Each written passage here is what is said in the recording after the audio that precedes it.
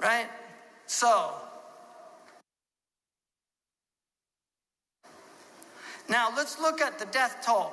In wars between the common era of the coming of Christ until 1906, 264 million people are estimated to have been killed in wars. But you look at this century. The 20th century is the last century. This is the last 100 years is 54%. As opposed to 46. So more people have been killed in the last century than in the last 2,000 years.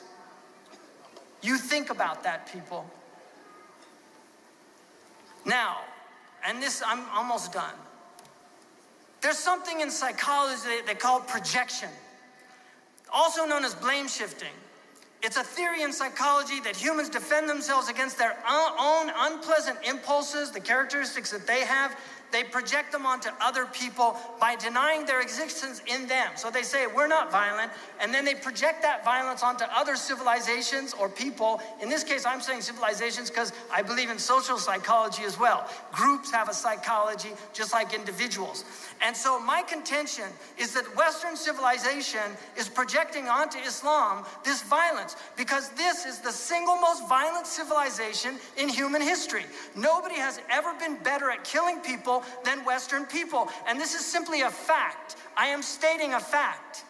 And if being mostly Irish has any, because the Irish people, 700 years, they were dealing with Anglo-Saxon violence. People in Ireland speak English because their tongues were cut out for speaking Gaelic. And I'm not going to blame the current people in England for that because تِلْكَ الْأُمَمْ قَدْ خَلَتْ لَهَا مَا كَسَبَتْ وَلَكُمْ مَا كَسَبْتُمْ. We cannot blame the existing whites for the treatment of the blacks of the past. We have to take each people as individuals.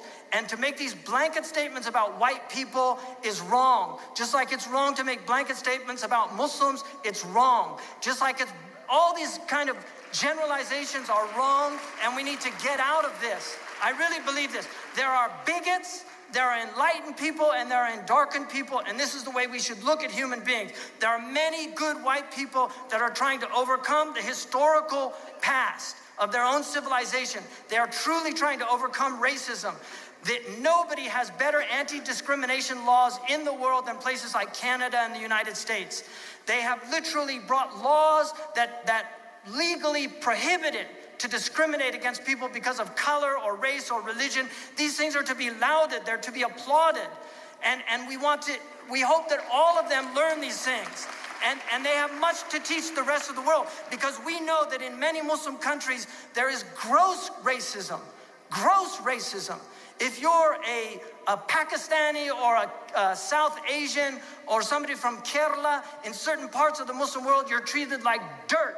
You are treated like dirt, and it is wrong. And we have to condemn racism, whether it's in us or outside of us. We have to condemn the racism in our community because it's simply wrong, whether it's them or us. Because Allah told us to be witnesses, وَلَوْ عَلَىٰ أَنفُسِكُمْ, even if it's against your own souls, be witnesses to the truth.